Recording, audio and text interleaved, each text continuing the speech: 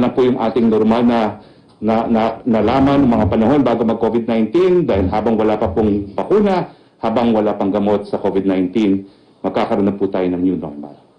Ang strategiya natin, test. Hanapin ang kalaban sa pamamagitan ng test. Trace. Kinakailangan hanapin yung mga tao na nagkaroon ng contact sa isang tao na positibo sa COVID-19 at gamutin ang mga tao na mayroong COVID-19. Ang ating hanapin ang kalaban sa pamamagitan ng test. Trace. Kinakailangan hanapin yung mga tao na nagkaroon ng contact sa isang tao na positibo sa COVID-19 at gamutin ang mga tao na mayroong COVID-19. Ang ating strategiya po, yung tinatawag nating National Action Plan sa COVID-19. Unang-una, nandyan po yung prevention. Yung minimum health standards na i-discuss po sa atin ni Secretary Duque mamaya. Nandiyan nga po yung detection sa pamamagitan ng testing at ginagamit po natin ang parehong PCR test sa pamamagitan ng mga swabs at yung rapid antibody test na tinatawag. At importante nga po yung tracing. Hanapin yung mga tao na nakakontak sa may sakit at ang sabi nga po ni Secretary of Finance, gagamitin natin yung ilang mga walang trabaho ngayon para matrace yung mga yung nagkaroon ng contact sa mga positibong mga tao. Tapos po, kinakailangan natin i-isolate. I-isolate po natin yung mga positibo sa ating mga isolation facilities, yung ating mga We Heal as One. Po pwede rin naman pong home self-isolation para doon sa mga mild na mga kaso or asymptomatic. At kinakailangan po magkaroon tayo ng community protocol para po sa mga positibo. Siyempre po, obligasyon ng Estado, gagamutin natin ang mga naging biktima ng COVID-19. Po pwede pong mangyari yan o gawin yan sa bahay. Po pwede sa ating mga We Heal as One facilities at po pwede rin po yan sa mga pampubliko o mga pribadong hospital. At dahil nga po importante ang kalusugan ng ating mga frontliners, meron po tayong central PPE procurement. Natapos po yan. Natapos mapagaling natin ang mga merong COVID-19, kinakailangan i-reintegrate po natin sila sa ating lipunan. At matapos po yan, tatanggapin na po natin ang new normal. Dahil iba na po talaga ang mga magiging buhay natin. Ano ba ho yung tinatawag nating minimum standards at every step? Well, yung ating mga safety protocols. Kinakailangan may pulisiya na no mask, no entry. Kinakailangan frequent sanitation and hand washing. Iwasan ang paghawak po ng mga surfaces at ang ating mga muka. At magkaroon ng stricter protocol for higher risk occupations, industries, and spaces. Social distancing po. At least 1 meter apart. Magkakaroon po tayo ng reconfiguration ng ating mga workspaces. Magkakaroon po tayo ng markers kung saan dapat tumayo ang ating mga kababayan sa public spaces. And no work po kung mayroong mga simptomas. At kinakailangan magkaroon din po tayo ng return to work protocols para sa mga pribadong mga kumpanya. Kung po pwede po, gawin nating work from home ang default. At matapos po, yung pagtrabaho on-site will be the exception. Yung mga magpapatrabaho po on-site, kinakailangan magbigay ng sariling mga shuttle services. No? At kung po pwede, talagang kinakailangan lahat po ng mga nag-iempleyo magbigay ng antibody testing sa kanilang mga manggagawa to be confirmed sa pamamagitan po ng PCR testing. Yung ating transition po from ECQ to GCQ. Pag tayo po ay nasa ECQ, lahat tayo stay at home. Ngayong meron na tayong modified ECQ, stay at home pa rin po tayo 100%. At kapag meron na pong GCQ, stay at home pa rin yung mga vulnerable, yung ating mga seniors, at yung mga transmitters, yung ating mga kabataan. Paano naman po ang exercise? Ito po, mabuting balita, marami nagtatanong. Sa ECQ, hindi po allowed ang eksersisyo sa labas ng ating mga pamamahay. Pero sa modified ECQ, po pwede pong limited outdoor exercise allowed.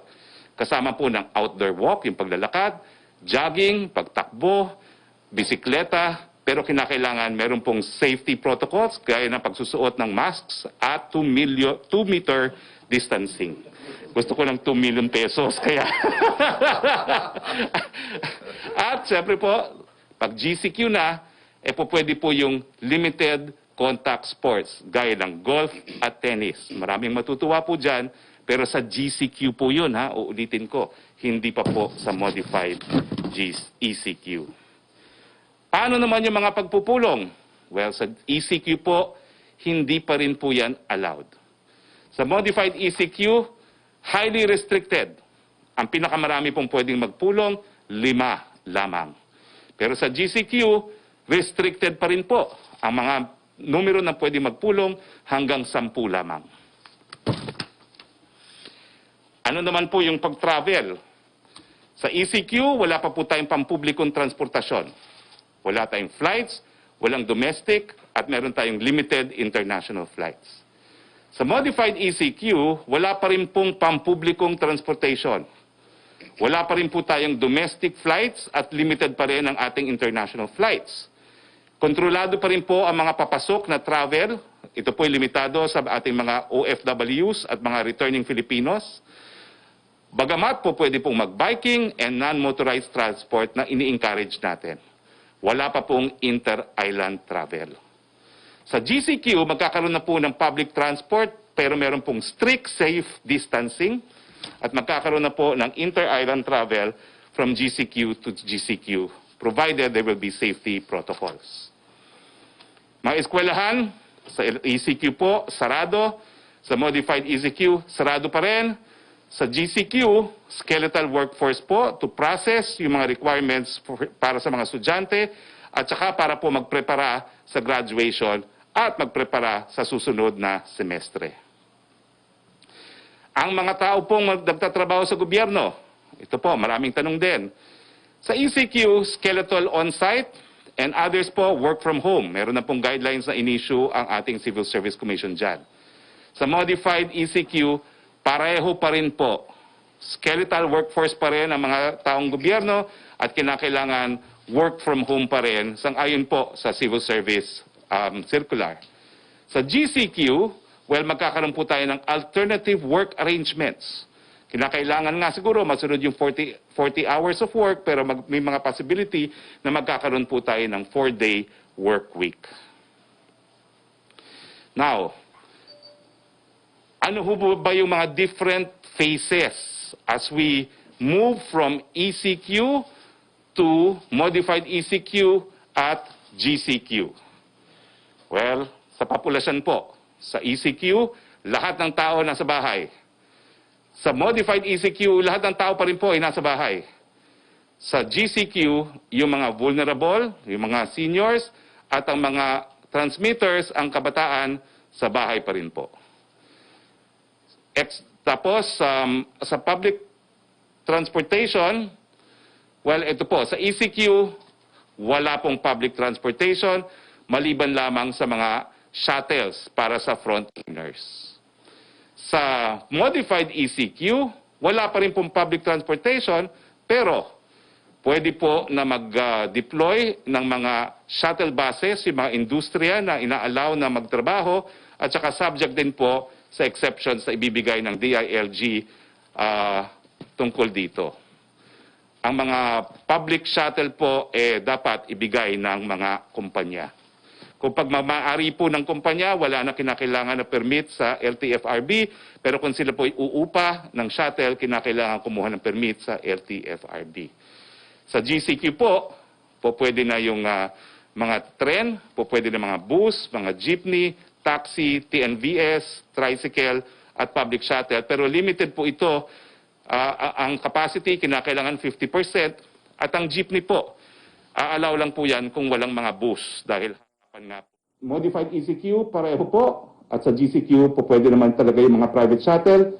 Yung mga pribado, mga sasakyan, pwede po yan sa ECQ. Pero para po yan makapasok yung mga nagtatrabaho sa mga industriyang pinapayagang mag-operate. At ganyan din po ang rule sa modified ECQ. Bagamat papayagan na po siya sa GCQ. Ang mga bisikleta, hindi pa rin po pwede sa ECQ, pwede na sa modified ECQ at sa GCQ. Mga motorsiklo, hindi po pwede sa ECQ, pwede na po sa MECQ, pero dapat isa lang ang pasahero, at pwede rin po sa GCQ. Ang e-scooter, hindi po pwede sa ECQ, isang tao po pwede sa MECQ, at pwede na po sa GCQ. Ito po, ano ba ho yung mga guidelines pagdating sa construction na umiiral sa modified ECQ? Nung Sabado po, inanunsyo natin na sa ECQ, po pwede na yung mga importanteng infrastructure project na related sa COVID, na mga proyekto na tinatawag nating climate mitigating projects, gaya ng mga flood control, at yung mga build projects, no? At kasama na po yung mga PPP projects, so yung mga public-private partnerships. Sa ilalim po ng ECQ, mas dumami po ang mga proyekto na papayagan. Pwede na po ang lahat ng pampublikong mga proyekto ng DPWH at pwede rin po ang mga pribadong mga proyekto, pero kinakailangan sumunod po sila sa minimum standards na in-issue po ng DPWH. Ano ba ho itong mga standards na ito? Unang-una, kinakailangan ang magtatrabaho ay between ages 21 to 59. Bawal ang kabataan, bawal po ang mga seniors. At kinakailangan walang pre-existing health condition. Kinakailangan i-testing po ang mga manggagawa bago sila pagtrabahuhin. At kinakailangan doon po sila patirahin sa site ng proyekto. At kinakailangan po ng quarantine passes sa lahat po ng on-site employees. Habang sila naman ay nagtatrabaho, kinakailangan magkaroon ng 1 meter safe distancing ang ating mga nagtatrabaho. Araw-araw sila magdi-disinfect. Kinakailangan bawasan yung paglabas sa construction area. Kinakailangan magkaroon ng mandated quarantine para sa lahat ng mga bumabalik sa kanilang lugar na pinagtatrabahuhan galing sa labas. Yung mga delivery at mga disposal po ay kinakailangan ma-handle ng ibang team o separate team. Dapat po mag-provide ang contractor ng PPAs para sa lahat. And magkakaroon po tayo ng safety officer to ensure compliance sa mga guidelines na ito. Ito na po. Ano ba yung mga industriya na pinapayagan sa ECQ, sa modified ECQ at sa GCQ? Sa lahat po yan, allowed itong tinatawag nating Category 1. Ano ba ho yan? Agriculture, forestry and fisheries, manufacturing of essential goods, gaya ng pagkain and beverages, hygiene, medicine and vitamins, medical products, pet food, feeds and fertilizers. Yung mga hospital, syempre, mga clinics, mga dermatological, dental, optometric, and eye, ear, nose, and throat. Yung essential retail, mga groceries, markets and drugstores, laundry shops, food preparation and water refilling, take-out and delivery only, logistics service providers, cargo handling, warehousing, tracking, and shipping line, and delivery services. Lahat po yan allowed kahit ECQ, modified ECQ, or GCQ.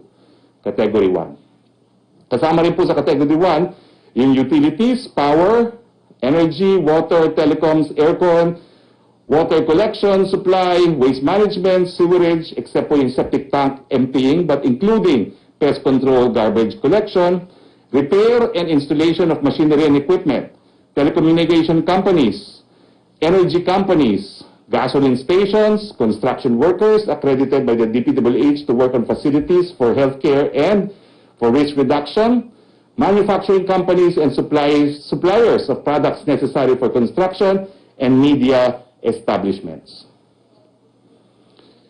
Category 2, ito po yung meron na po mga distinction. Yung category 2 po, yung mga negosyo gaya ng beverage, yung alcoholic drinks, electrical machinery, wood products, furniture, non-metallic products, textiles, wearing apparels, tobacco products, paper and paper products, rubber and plastic products, coke and refined petroleum products, other non-metallic mineral products, computer, electronic, and optical products, electrical equipment, machinery and equipment, motor vehicles, trawlers and semi-trawlers, other equipment, transport equipment, and others, bawal po sa ECQ. Pero sa modified ECQ, itong mga industriya na binasa ko po, ay po pwede na. At siyempre po, dahil pwede na sila sa modified ECQ, pwede rin sila sa GCQ. Yung semento at steel, pwede naman po yan sa ECQ, pero kinakailangan 50% work from home, 50% work on-site. Ngayon po sa modified ECQ at sa GCQ, pwede na po yan. Yung mining and quarrying, pwede po yan sa lahat ng zona. Yung electronic commerce companies, po pwede na po yan sa lahat ng quarantine.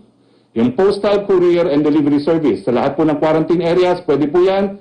Yung export-oriented companies po pwede rin. At yung real estate activities, po pwede lang po sa ECQ at modified ECQ ang leasing. Pero ang pagbebenta, po pwede na po sa GCQ area. Huwag po kayong mag-alala, ipapaikot po namin itong PowerPoint presentation na ito para meron kayong guide. Sa susunod na category po, category 2 pa rin, yung public and private construction projects that are essential, well, ngayon po, allowed na po siya, no, dahil na-amendahan na nga yung ating guidelines. So, allowed na siya sa ECQ, allowed na po siya sa modified ECQ, pero dapat yung mga small-scale projects ay hindi pa rin allowed. So, ito yung mga major projects ang ina-allow lang po, at allowed na po siya sa GCQ. Yung repair of computers, personal and household goods, allowed po sa lahat ng quarantine areas. Housing service activities, allowed po sa lahat ng quarantine areas.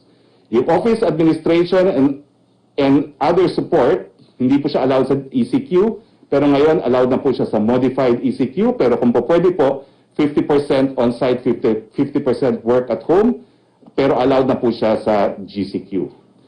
Yung special accommodation for healthcare workers, OFWs, workers in permitted sectors, and non-OFWs. Ibig sabihin po, yung mga room sa hotel, no? Po pwede po siya sa ECQ, sa modified ECQ at GCQ, pero hindi po siya po pwedeng magbukas for tourism para lang po sa mga healthcare workers, OFWs at mga manggagawa. Now, yung mga accommodation for guests, well, 50% lang po sila ina-allow, pero meron pong qualification. Allowed lang po yan sa long-term booking for as long as meron silang booking effective May 1 dito lang po sa Luzon. Siyempre naman po, yung funeral and embalming services, allowed po sila, pero wala pong funeral parlors kasi hindi pa rin po allowed ang lamay sa ECQ at sa modified ECQ. Allowed po ang lamay sa GCQ. Ang mga vet clinics, allowed po sila, pero 50% sa ECQ and modified ECQ, pwede na sila mag 100% sa GCQ. Ang security and investigative activities, 50% po sa ECQ, 50% din sa modified ECQ, allowed po sila sa GCQ. Category 2 pa rin po yung mga BPOs. Yung work from home, on-site, or near-site accommodation, or point-to-point shuttles. Ibig sabihin, 50% pa rin, in-encourage natin sila na work from home, pero kung mayroong magtatrabaho, kinakailangan mayroong shuttle service o di kaya malapit ang tirahan, allowed po yan sa ECQ, allowed po sa modified ECQ, allowed po sa GCQ. Mga bangko, allowed po sila sa lahat ng quarantine. Yung capital markets po, allowed po sila sa lahat ng quarantine areas.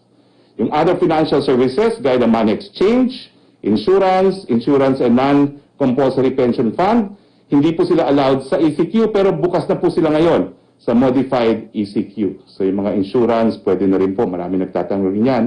Pero 50% din po. 50% work on-site, 50% work at home. Sa GCQ, pwede na pong 100%.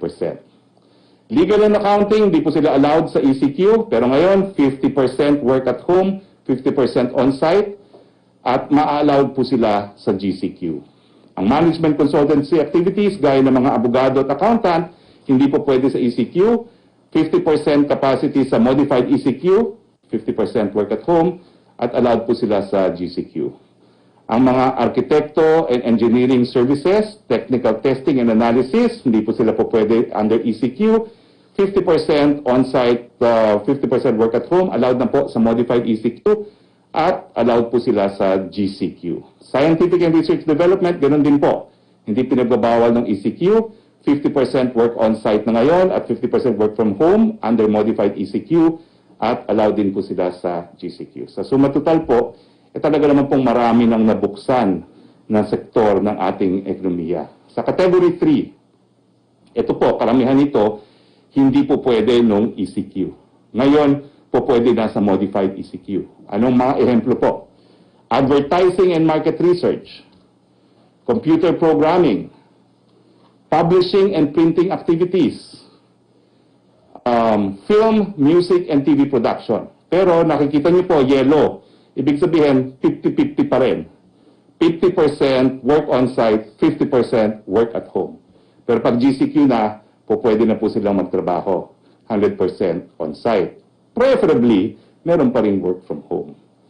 Yung rental and leasing, other than real estate po, yung mga rent-a-car, equipment for permitted sectors, allowed naman po yan sa lahat ng quarantine areas. Yung employment activities, yung mga recruitment and placement for permitted sectors, allowed po sila sa lahat ng quarantine areas. Yung other activities, gaya ng photography, fashion, industrial, graphic, and interior design, allowed po sila 50-50 sa modified ECQ at allowed po sila sa GCQ. Ganun din po ang wholesale and retail trade of motor vehicles, motorcycles and bicycles, excluding their parts and components. Sa ECQ hindi po allowed. Ngayon po sa modified ECQ po pwede, pero 50-50 pa rin po. 50% work on site, work at home, at ma-allow na sila sa GCQ. Yung repair of motor vehicles, motorcycles and bicycles, hindi po pwede sa ECQ. 50-50 na ngayon under modified ECQ at allowed po sila sa GCQ. Ano pa po yung mga po pwede na ngayon sa modified ECQ na hindi po pwede dati? Yung malls and commercial centers, non-leisure only, in line with yung ating mga sinasabing mga guidelines, no? Yung one person for 2 square meters, yung wearing of mask, temperature check, at saka yung 26 degrees na temperatura, walang wifi. So, allowed po sila sa modified ECQ, pero partially allowed pa rin po yan. Ibig sabihin, 50% lamang. At ma-allow po sila sa ECQ. Ang dining, ang restaurant, allowed po sila, pero take out lang at saka delivery. Yan po ay under ECQ, modified ECQ, at GCQ. Although, pagdating sa GCQ, meron pong review na isinasagawa. Pero sa modified ECQ, delivery and take out pa rin po. Wala pang dine-in. Ang mga barbero at mga salon, paborito ni Joseph Morong, hindi pa rin po allowed. Pahabaan ng buhok. Mabuti na lang bionic hair ako. Anyway, ang mga hardware store, dati hindi po pwede po sa ECQ. Ngayon, 50% po pwede na sa modified ECQ at pwede na po sa GCQ. Ang clothing and accessories, dati bawal, ngayon po 50%. Ang mall-based government frontline services, ito po siguro yung mga NBI clearance, dati hindi po sa ECQ, ngayon 50%. Ang hardware stores, yun nga po, 50%. Ang bookstores and school and office supply stores po pwede na po 50% sa modified ECQ. Ang baby care supply store, 50% po allowed. Ang pet food and pet care supplies, dati bawal, 50% allowed na po ngayon. Ang flower, jewelry, novelty, antique at perfume shops, 50% allowed po ngayon sa modified ECQ. Ang mga toy stores, ito po ay para lang bumili ng laruan, hindi po pwede yung mga playgrounds and amusement area, no? Hindi pa rin po pwede yun, no? Pero yung mga toy stores mismo, 50% pwede na mag-operate sa modified ECQ at pwede na sila sa GCQ. Category 4, ito pa rin po yung kahit anong quarantine zone, bawal pa rin. Gyms, fitness studios, and sports facilities. Mag-ano na lang po kayo mag-internet. Ako nagsusumba ako sa internet. Entertainment industries, cinemas, theaters, karaoke, bars, etc. Bawal pa rin po. Kid amusement industries, mga playrooms at rides. Libraries, archives, museums, and cultural centers, bawal pa rin po. Tourist destinations, bawal pa rin po. Travel agencies, tour operators, reservation service, and related activities, bawal pa rin po dahil wala naman pong commercial flights pa. Personal care services, mga massage parlors, naku natutuwa ang mga misis at saka mga sauna bath, sarado. Ang mga facial care and waxing, sarado din po. I'm sure walang misis ng mga sekretary na kasama natin ang natutuwa na sarado ang mga massage parlors. Okay? Now, kinakailangan po tayo maging flexible dahil ang ating palantutunan nga po ay hinay-hinay, dahan-dahan, unti-unti. Kapag dumami po ang kaso, babalik at babalik tayo sa GCQ. Ngayon naman po ay good news. Hindi po natin inaasahan, pero ang Moody's po ay binigyan tayo ng outlook, credit grading, investment grade na Baa2 or a stable outlook. At pangalawa, sa ating good news, ay wala na palang pangalawang good news. Yun lang. Okay, punta naman po tayo sa COVID-19 updates. Nasaan na ba po tayo sa laban sa COVID-19? Ang mga kaso po ng COVID-19 ay nasa 11,350 na. Ang mga nag-recover po gumaling 2,106. Ang mga namatay ay 751. Makikita po natin na dito sa graph nito na bahagyang tumaas po yan nung nakalipas na 2 araw, pero siguro po may kinalaman din dyan yung napataas na nating testing capability dito sa ating bayan. Ngayon po, well, nung nakalipas na araw po, medyo dumami po yung namatay sa COVID-19. Pero overall, talaga naman pong bumaba yung mga numero ng mga namatay. At siyempre, dun sa mga bagong gumaling, nag-recover, makikita niyo po tumaas,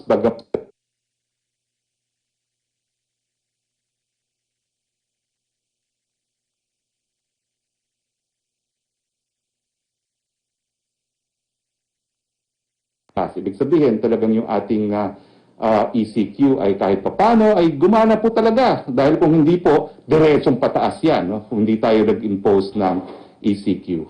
At patuloy pong tumataas ang mga nagre-recover. Patuloy din pong at patuloy naman pong maging stable kahit papano ang mga namamatay sa COVID-19. Si Secretary Anyo will have a short clarification now. Yes, Secretary Anyo. Magandang tanghali sa ating lahat. Itong ating clarification ay dito sa na-issue na resolution number 35 ng IATF na kung saan ay nadideklara ang iba't ibang areas sa modified ECQ, GCQ, at dito sa resolution ay nagkaroon ng deklarasyon na ang 37 probinsya at 11 cities kasama ang BARM, sila ay nailagay bilang low-risk provinces, HUCs and ICCs shall no longer be under community quarantine without prejudice to strict observation of minimum health standards. Marami pong mga local chief executives, governors at mayors na nagsagawa ng petition, request, at sinasabi nila na hindi pa sila handa para tanggalin ang community quarantine. Kaya ito ay magkakaroon po tayo ng amendment na pagtitibayin mamaya sa ating IATF meeting upang ang mga provinces na to, 8 region, 37 provinces, 11 cities, at kasama na po yung BARM, malalagay sila sa modified general community quarantine. Ang ibig pong sabihin, modified GCQ, magkakaroon pa rin ang ating mga local chief executives ng guidelines kung paano niya ipapatupad ang modified GCQ para sa ganon ay meron siyang kapangyarihan na magagamit na matigil ang pag-spread ng virus sa mga lugar na meron pa. Kasi kapag wala ng quarantine ay in-expect natin na baka magkaroon ng second or third wave. Kaya wala na po tayong area sa buong Pilipinas na hindi under ng community quarantine. Iba-iba lang pong level. Dito pong low risk ay mapupunta sa modified community quarantine. At meron din naman po tayong guidelines na i-issue para susundin ang ating mga local government units. Maraming salamat. Si Secretary Duque, meron siyang presentation po on minimum health standards. Thank you very much, Secretary Anyo. So ulitin ko po, wala na pong lugar sa Pilipinas na hindi nasa ilalim ng community quarantine. Yung nauna pong area sa sinabi natin na wala na pong community quarantine, balik po sila under modified GCQ. No, Ha? GCQ lang, sabi niyo.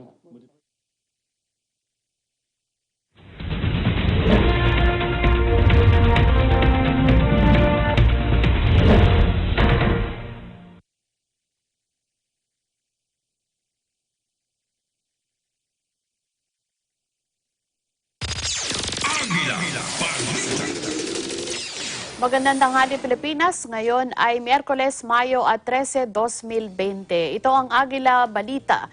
Sabayan din tayong napapakinggan sa Radyo Agila DZEC 1062 sa Mega Manila at sa ating mga Radyo Agila Provincial Relay Station sa mga lungsod ng Dagupan, Lucena, Cebu at Davao. Ako po si Weng de la Fuente. Sa ulo ng mga pangunahing balita, Bagyong Ambo lumakas pa, signal number 1 nakataas na sa Eastern at Northern Samar. Mga kaso ng COVID-19 sa NCR bumaba na, samantala COVID cases naman sa Region 7 tumataas. Mga local government official na napatunayang dawit sa katiwalian sa Social Amelioration Program Financial Assistance, pinakakasuhan na ni Pangulong Rodrigo Duterte. At pagbugso nga abot sa 105 kilometers bawat oras. Kumikilos ito sa direksyong north-northwest sa bilis na 15 kilometers per hour. Itinaas na ng Pag-asa ang signal number 1 sa mga sumusunod na lugar sa Visayas. Northern portion ng Samar, Calbayog, Santa Margarita, Gandara, Matuginaw, Pagsanghan, San Jorge, San Jose de Buan, Tarangan, Catbalogan City, Jabong, Mochong, San Sebastian, Paranas at Hinabangan. Sa northern portion naman ng Eastern Samar, northern portion ng Eastern Samar, Jipapad, Arteche, Maslog, Oras, San Policarpio, Dolores, Canavid, Tap, Sulat, San Julian. Ayon sa Pag-asa, makakaranas na ngayong araw ng mahina hanggang sa katamtaman at kung minsan ay malakas na buhos ng ulan ang Eastern Visayas. Bukas naman ay maghahatid na rin ng katamtaman hanggang malakas na buhos ng ulan ang bagyo sa Eastern Visayas, Catanduanes, Albay, Sorsogon at Masbate. Inihayag pa ng Pag-asa na habang papalapit ng Eastern Visayas at Bicol area ay naasahang lalakas pa ang Bagyong Ambo. Hinimok ng National Disaster Risk Reduction and Management Council o NDRRMC ang lahat ng lokal na pamahalaan, lalo na sa mga lugar na may banta ng pagbaha o pagguho ng lupa, na gawin ang mga kaukulang paghahanda at pag-iingat sa maaaring pananalasa ng Bagyong Ambo. Tiniyak din ng ahensya na nakahanda itong magkaloob ng tulong sa mga pamilyang maapektuhan ng bagyo. Sinabi pa ng NDRRMC ng Department of Social Welfare and Development o DSWD ay mayroong 179 million pesos na halaga ng family food packs na naka-standby, maging ang 780 million pesos na halaga ng pagkain at iba pang non-food items. Nakapaghanda rin anya ang DSWD ng 244 million pesos na standby funds at 1.2 billion pesos na halaga ng iba pang standby resources. Niyanig ng magnitude 3.3 na lindol ang Davao de Oro. Ayon sa PIVOX, natukoy ang sentro ng lindol, 19 na kilometro sa timog silangan ng New Bataan. Naitala ang pagyanig kaninang alas 9:28 ng umaga. Tectonic ang origin ng lindol na may lalim na 5 kilometro. Wala namang naitalang napinsala at wala ring inaasahang aftershocks sa naturang pagyanig. Sa hanay pa rin ang mga pangunahing balita. Marami ang nagtatanong kung ano ang kaibahan ng ECQ sa Modified ECQ matapos si anunsyo ng Malacanang ng Metro Manila, Laguna at Cebu City ay sasailalim na sa Modified Enhanced Community Quarantine mula May 16 hanggang 31. Sa ECQ, walang pagkilos sa naman ng edad at health status, minimal economic activity maliban para sa utility services gaya ng pagkain, kuryente at tubig o yung nasa critical economic sector, walang transportation activity maliban para sa utility services at suspension ng mga klase. Para naman sa Modified ECQ, limitado ang pagkilos sa loob ng containment zone para makakuha ng kinakailangang serbisyo at trabaho, operasyon ng piling, manufacturing at processing plants na may maximum 50% workforce, limitadong pagbibiyahe ng mga kinakailangang produkto at serbisyo at suspensyon ng physical classes. Samantala, ang mga lugar na may moderate risk para sa COVID-19 transmission ay isasailalim na sa General Community Quarantine habang ang mga nasa ilalim ng low-risk areas ay hindi na isasailalim alinman sa ECQ o GCQ.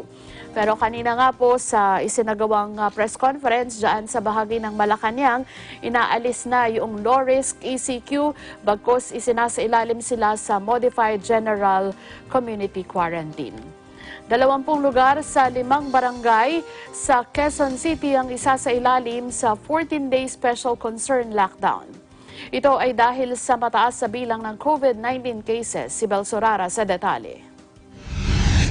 Simula kaninang alas 5 ng umaga, isinailalim ng Quezon City Government sa 14-day special concern lockdown ang 20 lugar sa 5 barangay sa lungsod.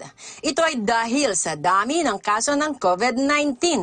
Ilan sa mga lugar na kasama sa naturang lockdown ay Sitio Militar sa Barangay Bahay Toro, Vargas Compound, Adelpha Metro Heights, Abanay at Ancop, Canada sa Barangay Kuliat, Lower Glod sa Barangay Sauyo, Dakila Street, Second Alley, Kalayaan B at Masbate Street sa Barangay Batasan Hills, Victory Avenue, ROTC Hunters, BMA Avenue at Agno Street sa Barangay Tatalon.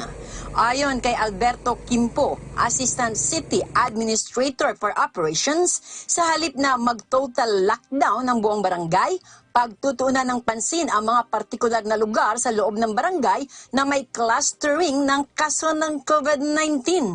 Ito ay maaaring isang kalsada, block o compound. Sinabi pa ni Quimpo na isa rin sa kanilang titingnan ay ang high-density population na hindi na kapag-practice ng tamang quarantine protocols kung saan malaki ang posibilidad na magkahawaan kaya kailangang isama sa containment. Lalo nilaan niyang paigtingin ang pagsasagawa ng community-based testing at pag-quarantine. Tiniyak naman ng pamahalaang lungsod na makatatanggap ng relief goods ang mga apektadong residente. Para sa Eagle News, Bel Sorara will live an interesting time. Samantala, Laguna Provincial Government hindi na iaapela sa IATF ang pagsasailalim sa lalawigan sa Modified Enhanced Community Quarantine. Eagle News reporter Moira Encina. Moira. Tatalima ang Laguna Provincial Government sa kautusan ng nasyonal na pamahalaan na isailalim sa Modified Enhanced Community Quarantine ang lalawigan mula May 16 hanggang May 31. Ito ang inayag ni Laguna Governor Ramil Hernandez kahit tangi ang Laguna lamang sa buong Region 4A o Calabarzon magiging modified ECQ kasama ng NCR at Cebu. Ayon sa gobernador, hindi na iaapela ng provincial government ang nasabing desisyon ng IATF at ni Pangulong Duterte na ilagay sa modified ECQ ang Laguna. Ito ay kahit na anya hindi ang Laguna ang may pinakbatas na kaso ng COVID-19 sa Calabarzon. Sinabi ni Hernandez na maaring may iba pang parameters ang gobyerno sa naging pasya nito na para sa ikabubuti ng lahat. Kaya sa lipa niya magreklamo ay susunod na labang ang Laguna. Gayunman, nanawagan ang Laguna Governor sa national government na ipagpatuloy ang tulong nito sa kanila. Ngayong extended ang ECQ sa probinsya, bagamat modify ito at may mga papayagan ng mga negosyo na magbukas at makapag-operate. Para sa Eagle News, Moira Encina, we live in interesting times. Mga kaso ng COVID-19 sa NCR bumababa na, samantala COVID cases naman sa Region 7 tumataas. Si Eagle News reporter Madeline Villar, Moratilio Mads. Bagamat sa National Capital Region pa rin mataas o madalas maitala ang pinakamaraming nadadagdag na kaso ng COVID-19 kada araw, bumababa na umano ang bilang ng mga nagpo-positibo sa rehiyon. Batay sa datos ng Department of Health mula sa 72% noong Enero hanggang Abril at 19, bumaba na lang sa 50% ang mga naitalang COVID case sa NCR. Ito ay mula Abril 20 hanggang Mayo 7, batay na rin sa monitoring ng kagawaran. Pero kung sa NCR ay nakitaan ng pagbaba, sa Region 7 naman ay tumataas ang bilang ng COVID cases. Batay sa datos ng DOH mula sa 2% noong Enero hanggang Abril 19, tumaas ito sa 34% mula Abril 20 hanggang Mayo 7. Kalahati ng mga bagong kasong ito ay mula umano sa mga pasilidad ng Bureau of Jail Management and Penology sa Cebu. Ilan sa mga ito ay sa BJMP facility sa Cebu City at Mandaue City. Ayon sa DOH, mayroong naitalang 1,600 COVID cases sa Region 7 na pangalawa sa pinakamataas na nai-report sa bansa. Para sa Eagle News, Madeline Villar, Moratilio, we live in interesting time. 8 health worker at isang OFW na discharge sa ospital matapos gumaling sa COVID-19 sa Baguio City. Si Freddy Rolyoda sa report. Freddy. Nagdiwang at nagbunye maraming bilang ng mga health personnel at iba pang mga frontliners matapos na gumaling ang 9 na pasyente na positibo sa COVID-19. Animo ay isang malaking okasyon o selebrasyon ang pinagdiriwang ng mga health workers kasama ang LGU habang lumalabas sa ospital ang mga nakarecover na mga pasyente mula sa mahaba ding panahong pananatili sa pagamutan. Ang mga nakarecover sa naturang virus ay na-discharge sa Baguio General Hospital and Medical Center ay kinabibilangan ng 8 health worker at isang returning migrant OFW. Ang 5 sa na-discharge na mga pasyente ay pumayag na i-reveal ang kanilang identity na kinabibilangan ni na Dr. Elizabeth Macliing Solang, Ana Paula Ortiz, BGH encoder, Meryl Kadang, isang nurse, Marisa Mendoza, nursing attendant, Herwin Siong, isang nurse, habang tumanggi namang magpakilala ang 4 na na-discharge bilang mga recovered COVID patients. Ayon kay Dr. Ricardo Nunez, BGH Medical Center Chief, kasama ang BGH MP personnel ay sama-sama ngunit masaya nilang pinangunahan ang traditional send of rights para sa mga recovered patient habang papalabas na mga ito sa naturang pagamutan. Ayon pa kay Nunez, ito ay isang matamis na resulta at simbolo ng pagtatagumpay laban sa COVID-19. Dagdag pa niya, nasa tulong ng mga health personnel na walang kapaguran sa pagtupad ng kanilang gampanin, hindi nawala ng pag-asa sa gitna ng pandemic, bagkus nagpakita ng tapang at katatagan para malunasan ng mga taong may sakit na virus. Tinawag din ni Nunez ang mga nakarecover bilang mga COVID-19 graduates, mga nakapasa sa mga pagsusulit at karapat dapat bigyan ng sertifiko at pagkilala bilang discharged patients at gumaling sa mahabang panahon ng quarantine. Ayon naman kay Dr. Elizabeth Solang, isa sa nakarecover, nagpahayag siya ng paghanga at pasasalamat sa kanyang mga kasamaan sa propesyon dahil hindi sila pinabayaan bagkos ibinigay ang karapat-dapat na pag-aasikaso sa kanila. Naging matyaga sa pagkakaloob sa bawat pangangailangan ng pasyente na naging daan aniya ng agarang paggaling ng bawat isa. Ayon pa sa pahayag at kwento ng mga iba pang mga na-discharge na hindi umano sila pinandirihan ng kanilang mga kasamahan, ipinaramdam ang kanilang pagmamalasakit, itinuring silang bahagi ng pamilya, inalagaan hanggang gumaling sa karamdaman. Sa huli, umaasa ang mga opisyal ng ospital na magiging lubos ang paggaling ng mga ito para makabalik sa naturang pagamutan at muli sama-samang labanan o daigin ang coronavirus disease. Mula sa Baguio City, para sa Eagle News, Freddy Rolyoda, we live in interesting times. Ang iba pang detalye ng mga balita sa pagbabalik ng Agila Balita. Agila Balita.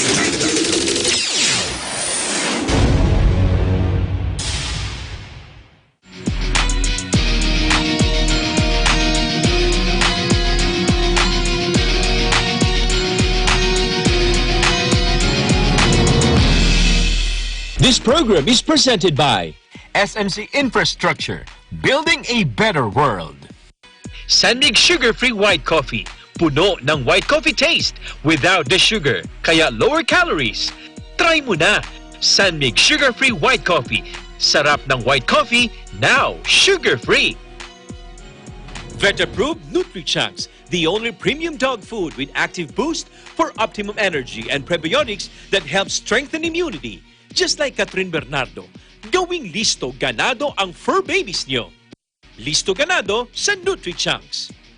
Co-presented by Kubert, expert in air conditioning and electromechanical.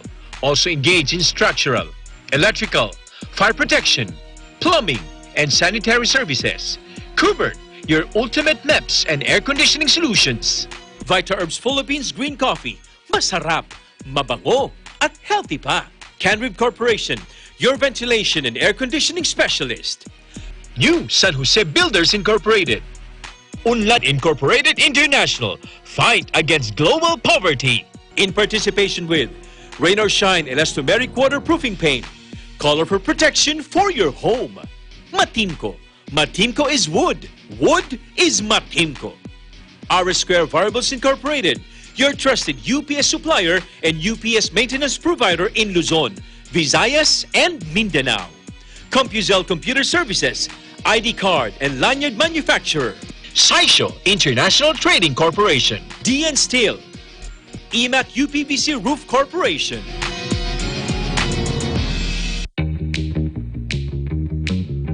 Hey, Gretchen Ho here, and I'm a white coffee lover. Creamy kasi, and very yummy. Pero mas masarap kung hindi nakaka-guilty.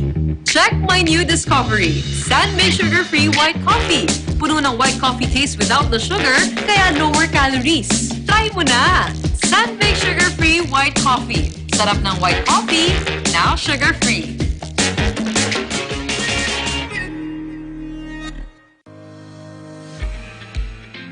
To date, SMC infrastructure remains at the forefront of Boracay Airport's modernization.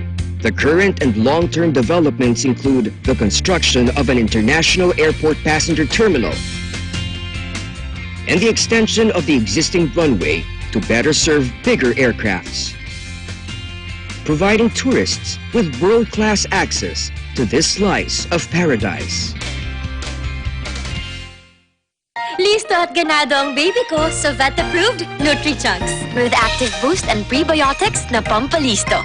Made with real meat, with essential nutrients to help them grow healthy and happy. Listo, ganado sa Nutri-Chunks.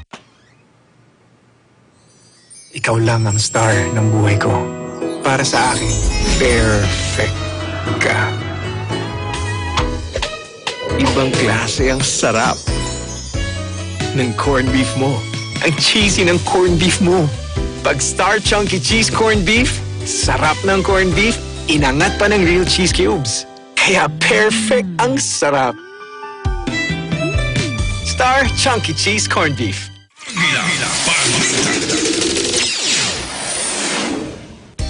Nagkaloob ng karagdagang 1,000 set ng personal protective equipment o PPE ang Iglesia ni Cristo sa Manila City o sa Manila City Government. Ito mismo ng mga kinatawan ng INC sa Manila City Hall. Muling nagpasalamat sa Iglesia ni Cristo si Manila Mayor Isko Moreno, lalo na sa tagapamahalang pangkalahatan ng Iglesia ni Cristo ang kapatid na Eduardo V. Manalo sa ibinigay na tulong. Nauna nang nagkaloob ng 3,000 sako ng bigas ang INC sa Manila Government na tulong sa relief efforts ng lungsod at 1,000 set ng PPE na ang makikinabang ay ang mga frontliners. Umabot na sa 28 laboratorio sa bansa ang inaprobahan ng Department of Health para makapagsagawa ng RT-PCR test para sa COVID-19. Ayon sa DOH, kabilang sa mga bagong nadagdag ay ang laboratorio ng Allegiant Regional Care Hospital at Asian Hospital and Medical Center. Ang mga ito ay sinertipikahan ng DOH bilang Level 5 laboratories. Ayon sa DOH, ang pagdami ng mga laboratoryong kayang makapagsagawa ng RT-PCR test ay malaking tulong para mas lalo pang mapataas ang testing capacity ng bansa.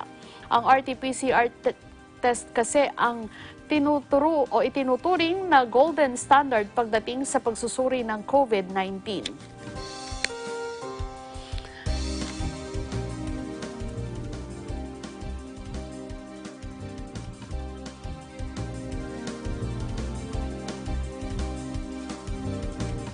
Umabot na sa 276 na OFW na nananatili sa mga quarantine facilities sa Maynila ang nakauwi na sa kanilang pamilya. Ito'y ayon sa Philippine Coast Guard matapos silang makakumpleto ng 14-day mandatory quarantine period.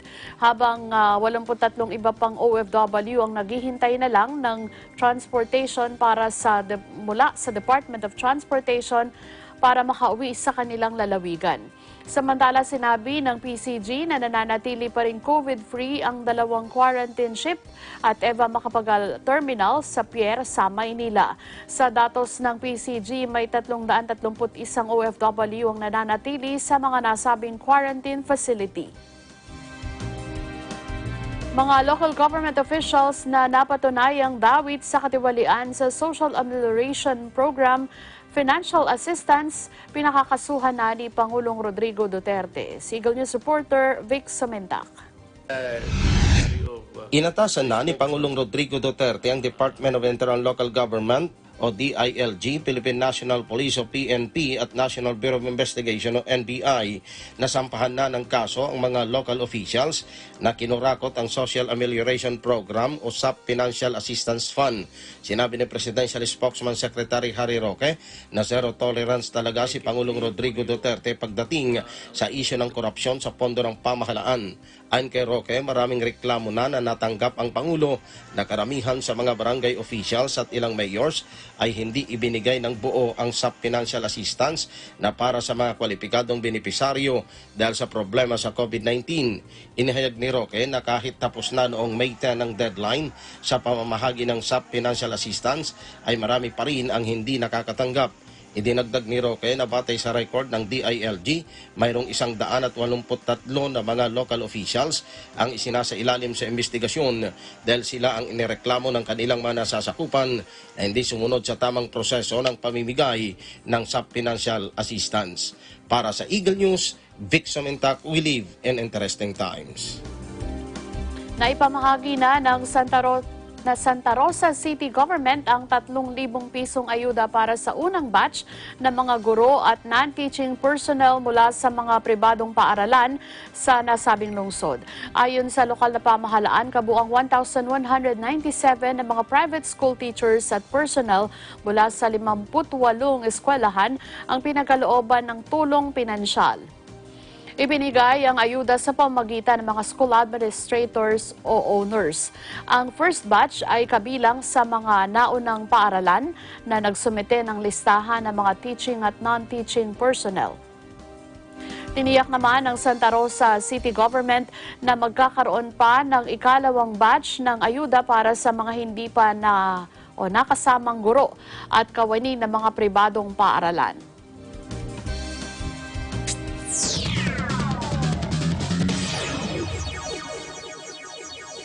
Mga pampublikong sasakyan sa buong Cavite papayagan ng makabiyahe sa Mayo 16. Si Jet Hilario sa detalye. Jet? Simula sa Mayo 16, araw ng Sabado, ay papayagan ng mamasada at bumiyahe ang mga pampublikong sasakyan sa buong Cavite. Ayon kay Cavite Governor John Vic Remulla, kailangan lamang ay makipag-ugnayan na ang lahat ng mga operator ng jeep, bus at minibus sa kanilang mga local government unit para sa mga bagong patakaran na ipatutupad sa pamamasada. Ayon pa sa gobernador, kailangang sumunod ang mga operator at driver ng mga pampublikong sasakyan sa patakarang inilabas ng Interagency Task Force at ng Land Transportation Franchising and Regulatory Board na kalahati lamang ng total number of seating capacity ang maaari nilang isakay. Sa tricycle naman, isang pasahero lamang ang maaaring isakay at subject for agreement pa sa pagitan ng alkalde at ng mga samahan ng driver at operator ang magiging sistema ng kanilang biyahe. Pinapayagan na rin makabiyahe ang mga motorista within the province basta meron lamang silang dalang one-day transit pass na kukunin at manggagaling sa kanilang mga alkalde ng kanilang LGU. Hindi pa rin pinapayagan sa mga nakamotor sa buong lalawigan na mag-angkas. Maaari ding magamit ng mga taga-Cavite na nagtatrabaho sa lalawigan ang kanilang company ID bilang transit pass. Sinabi pa ng gobernador na hintayin din muna ang abisong ilalabas ng bawat alkalde sa lalawigan ukol sa pagkuha ng kaukulang pass. Makikipag-ugnayan din ang Cavite Provincial Government sa mga opisyal sa mga karatig lalawigan nito para naman sa magiging sistema at patakaran sa mga ipapasok at ilalabas na produkto sa lalawigan. Hiling din ng gobernador sa kanyang mga nasasakupan na huwag magpakampante, pairalin ang disiplina sa sarili at maging handa sa posibleng epekto ng second wave ng COVID-19 na maaaring maranasan ng lalawigan pagkatapos ng Mayo 15. Para sa Eagle News, ako si Jatilario. We live in interesting times. Kapakanan ng taong bayan sa gitna ng COVID-19 pandemic, mas prioridad ng liderato ng Kamara kaysa pagdinig sa franchise renewal ng prangkisa ng ABS-CBN. Ayon ito kay House Speaker Alan Peter Cayetano. Si Edan Santos sa report. Nagkasundo ang mga deputy leaders ng House of Representatives na unahin ang mga mahalagang legislative agenda kaysa prangkisa ng ABS-CBN. Ito ay matapos suportahan ng mga ito ang posisyon ni House Speaker Alan Peter Cayetano na prioridad ang kapakanan ng mga mamamayan sa gitna ng pandemya na dulot ng COVID-19. Una rito ay hiniling ng ilang kongresista sa liderato ng Kamara na agarang magsagawa ng pagdinig sa nakabinbing renewal ng legislative franchise ng ABS-CBN. Ayon kay House Deputy Speaker at Laguna 1st District Representative Dan Fernandez, hindi aabandonahin ng Kamara ang issue ng ABS-CBN franchise, subalit dapat tandaan na may mas mahalaga silang dapat unahin tulad ng pagtugon sa epekto ng COVID-19 sa ekonomiya at sa taong bayan. Sa panig naman ni House Deputy Speaker at Antipolo 1st District Representative Roberto Puno, alam nila na mahalaga rin ang issue ng prangkisa ng ABS, subalit kailangan gawin ng Kamara ang trabaho nito na magligtas ng buhay at tulungan ng mga negosyo na makabangon sa krisis. Anya, hindi na nila dapat payagan na i-pressure ng alinmang grupo na mabaling sa ibang kanilang atensyon. Sinabi ng kongresista na importanteng makabuo sila ng comprehensive recovery plan para matiyak na walang Filipino ang maiiwan sa muling pagbangon ng ekonomiya at mga komunidad pagkatapos ng pandemya. Paalala naman ni House Deputy Speaker at Batangas 2nd District Representative Renayo Abu sa ilang kongresista na ang agarang pagdinig sa prangkisa ng naturang network ay hindi nangangahulugan na mariresolba na ang issue. Anya, may prosesong dapat sundin sa pagsasagawa ng hearing bago magbigay ng desisyon ng Kamara.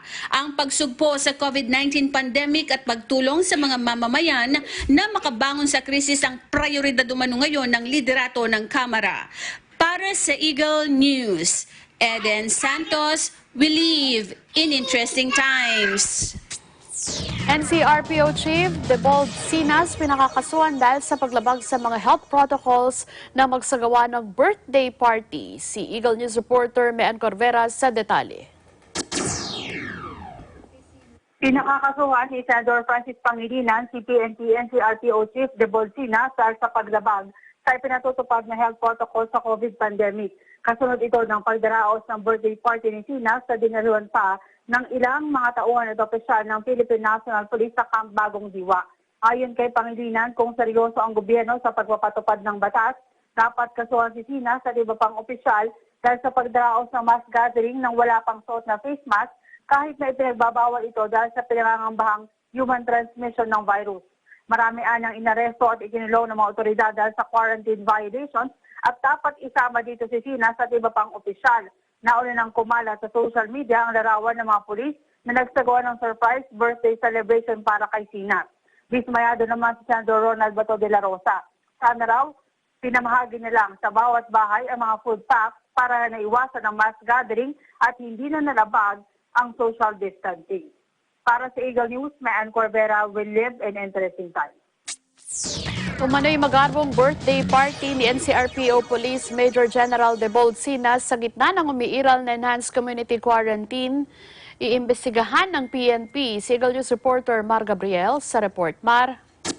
Iniimbestigahan na ng Philippine National Police ang umano'y magarbong birthday party celebration ni NCRPO Chief Police Major General Debold Sinas noong Biyernes, Mayo 8. Umani ng batikos sa mga netizen ang nasabing party na naipost pa sa social media account ng NCRPO.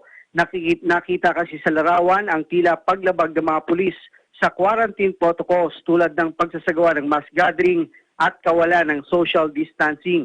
Nakausap na raw ni PNP Chief Police General Archie Gamboa si General Sinas at iginiit raw nito na walang naganap na party. Sa halip ay isang manyanita o simpleng salo-salo lang daw ito kung saan inobserve umano ang social distancing. Ayon kay Gamboa, naunawaan niya ang pagod at hirap na dinaranas ng NCRPO sa pamumuno ni General Sinas, pero hindi naman daw ibig sabihin ito na pwede na silang lumabag sa simpleng health protocols. At dahil umiiral pa ang enhanced community quarantine ng maganap ang party, maituturing umano itong paglabag sa mass gathering. Tiniyak naman ni Gamboa na oras na mapatunayan na may nalabag ang mga pulis ay mananagot sa batas ang mga dapat managot.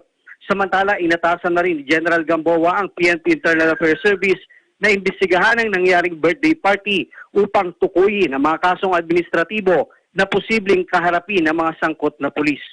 Para sa Eagle News, Mar Gabriel, we live in interesting times. Mga pangyayari sa labas ng bansa. Balitang Abroad. Nagsimula nang bumalik sa operasyon ng railway network ng India matapos payagang muling makabiyahe. Magugunit ang ipinatigil ang operasyon ng tren dahil sa coronavirus lockdown.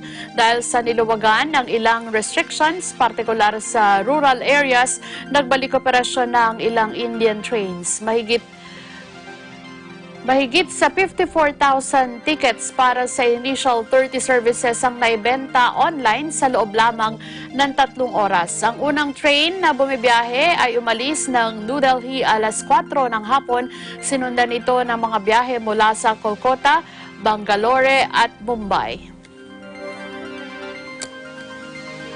At yan ang kabuuan ng ating mga balita sa pangalan ng ating mga kagapay sa Eagle News Service. Ako po si Juan de la Fuente, will live in interesting times. Susunod na ang letters and music dito sa Net 25 at Now and Then kasama si Julie Fernando sa Radyo Agila. Magandang hapon. Sumainyo ang mga balitang kinara, maingat na isinulat at inihanay ng Eagle News Service.